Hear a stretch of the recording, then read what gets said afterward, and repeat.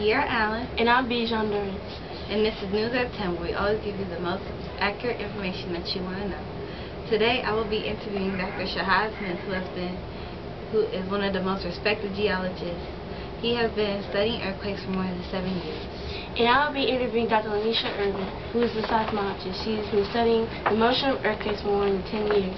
She has a master's degree in communication and a PhD in seismology. So, Dr. Smith, what is it like studying earthquakes? Studying earthquakes is a breathtaking job because you never know when you will see it or how much intensity it will be.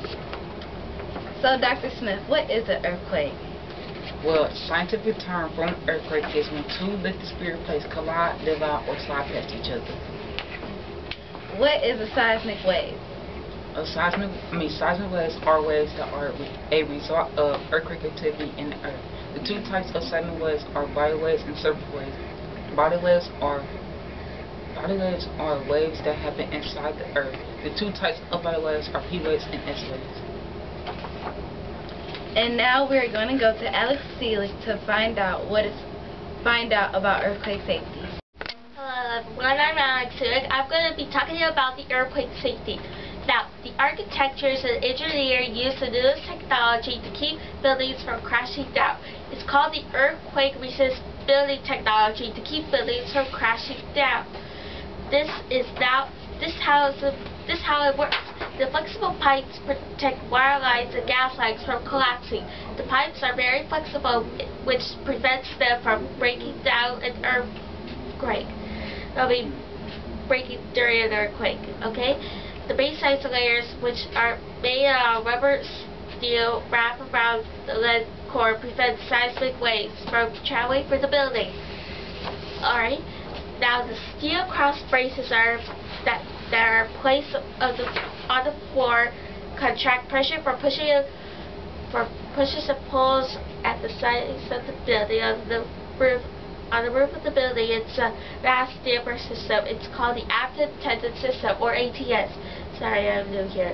There are some hazards when an earthquake starts. You should keep all heavier items on the ground so they won't fall out. Don't forget to lock your refrigerators, closets, and others so your stuff don't fall out. Teachers, if you're at school with students, make sure you secure their supplies for school during an earthquake. You need to make a plan whenever an earthquake occurs. You need water, food, a fire extinguisher, and first aid kit. Also, you should find a safe place during an earthquake. When you're indoors during an earthquake, you should get under a table or a desk in the center of the room. If you're outside, you should lie face down away from buildings, power lines, and trees with your hands covering your head. If you are in the car, you should stop the engine and stay inside. Alright? After an earthquake ends, you should get away from anything dangerous. Make sure you stay out of damaged buildings and return home when you're told to. So the next time there's an earthquake, remember your earthquake plan. And now back to the newsroom with Bijan and Dr. Lanisha. So, Dr. Urban, what's it like to study the motion of earthquakes? Studying the motion of earthquakes is an elaborate and complicated experience, but I do it every day. And how do you measure these earthquakes? Well, Bijan, we measure it with the Richter scale. The Richter scale? Yes, Bijan, the Richter scale. That is the tool used to measure the magnitude of earthquakes. Well, I've also heard that earthquakes can be called waves too. Are there more types of waves or just one? Well, yes, Bijan, there's two types of waves, body waves and surface waves. Body waves have two other types of waves, P waves and S waves. P waves are the fastest moving waves, and S waves are the second fastest moving waves. That's all for today. Thank you for watching News at 10.